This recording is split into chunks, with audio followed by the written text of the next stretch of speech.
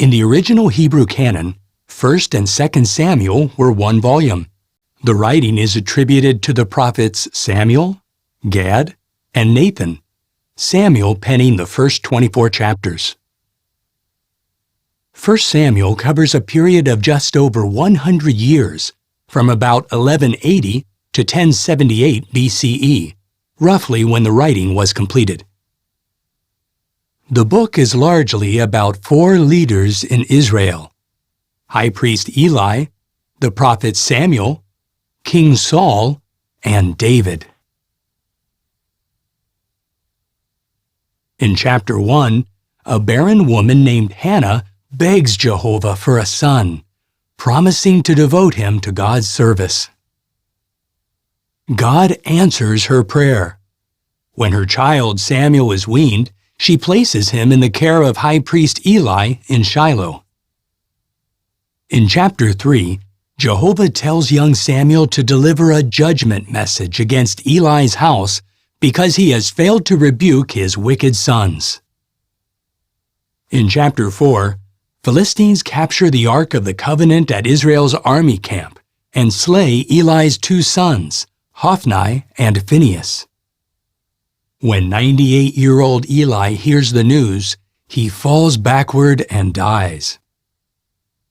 In chapters 5 through 7, the Philistines return the ark to Israel after suffering a series of heavy punishments from Jehovah.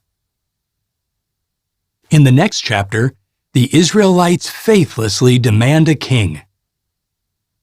In chapter 9, Jehovah tells Samuel to anoint Saul of the tribe of Benjamin as leader of Israel.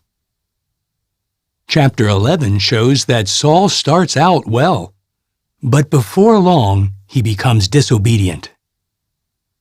In chapter 13, he presumptuously offers up a burnt sacrifice. In chapter 15, he defeats the Amalekites, but disobediently spares King Agag and the best of the herd and the flock. To obey is better than a sacrifice, Samuel says. He then tells Saul that God has rejected him from being king.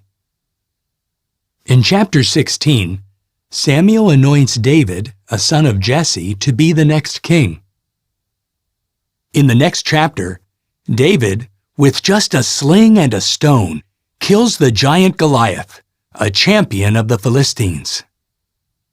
Chapter 18 records the start of a lifelong friendship between David and Saul's son Jonathan.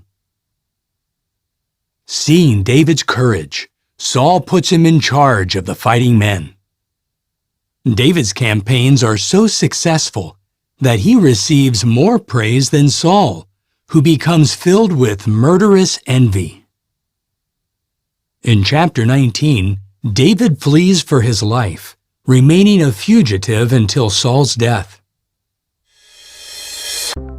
Did you know? 1 Samuel has valuable lessons about faith and obedience. Eli and Saul disobeyed Jehovah and came to a tragic end. Samuel and David, however, served God faithfully from their youth, thus enjoying His blessing throughout their lives. In chapters 24 and 26, David has opportunities to kill Saul, but he refuses to harm Jehovah's anointed.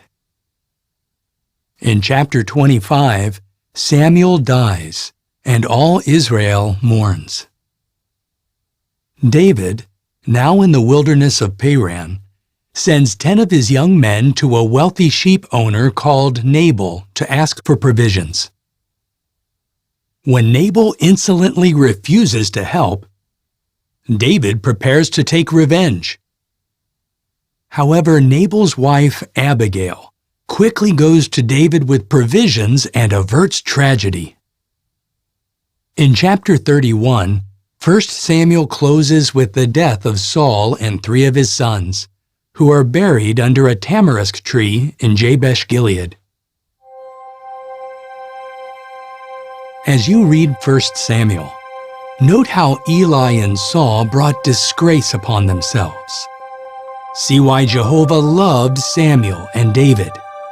and read how God built for David a lasting house, which eventually led to the Messiah, the King of God's kingdom.